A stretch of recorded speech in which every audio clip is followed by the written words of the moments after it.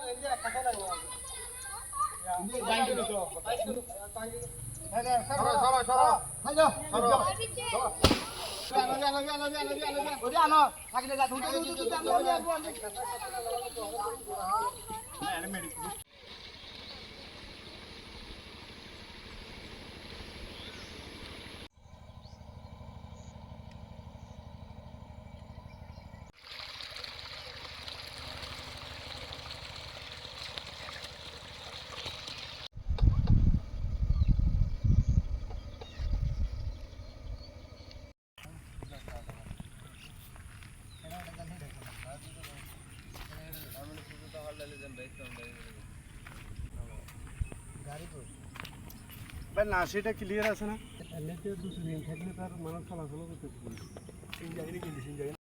ধন্যবাদ। গ্লোবাল বাংলার মাধ্যমে আমার দাঁতমারাবাসীকে ধন্যবাদ এবং কৃতজ্ঞতা জানাচ্ছি। আপনি যেহেতু এলাকার সাংবাদিক নিশ্চয় অবগত আছেন, আমার ইউনিয়নে 126টি রাস্তা আছে এবং 313 কিলোমিটার টোটাল রাস্তার লেন্থ আছে। অনেক ব্রিজ, রাস্তাঘাট ব্রিক সোলিং, ডাবল সোলিং এবং কার্পেটিংয়েরও ক্ষতি হয়ে গেছে, তলিয়ে গেছে। অনেক মানুষের বীজদান নষ্ট হয়েছে, অনেক ক্ষতি হয়েছে। মোটামুটি বলতে গেলে আমরা আরও আজকে থেকে 10 বছর আবার পিছিয়ে গেলাম। বন্যার ক্ষয়ক্ষতিটা আসলে আমাদের এখানে অনেক রাস্তাঘাট তলিয়ে গেছে, অনেক ব্রিজ, কালভার্ট তলিয়ে গেছে। এগুলো আমরা সব ছবি নিয়েছি। ছবি নেওয়ার পরে এমপি মহোদয় রাষ্ট্রের কারণে দেশের বাইরে আছে, উনি আসলে আমরা এমপি মহোদয়, ইউএনও মহোদয়, উপজেলার চেয়ারম্যান, পাশাপাশি আমাদের ইঞ্জিনিয়ার সাহেব, আমরা বসে দ্রুত এগুলো কি করা যায়, এমপি মহোদয় খোঁজখবর নিচ্ছেন।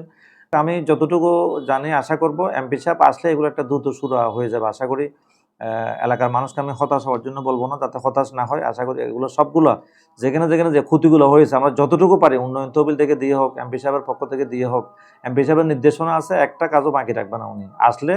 যেখানে যা যা ক্ষতি হয়েছে সবগুলো আমরা পর্যায়ক্রমে মেরামত করে দেবো ইনশাল্লাহ। আমার মনে হয় আমার এখানে 10 কোটি টাকার নিচে না। ব্রিজ, কালভার্ট যতগুলো তলিয়ে গেছে, প্রায় 5-7টা ব্রিজ তলিয়ে গেছে, রাস্তাঘাট ডাবল সোলিং, এসবিবি, ইভেন কি কার্পেটিংয়েরও ক্ষতি হয়েছে। অনেক মাটি রাস্তার দেবে ছড়ার সাথে মিশে গেছে, অনেক ব্রিজ নতুন করে আবার করতে হবে, তাহলে মিনিমাম 10 কোটি টাকার উপরে হবে। Desk report, global Bangla.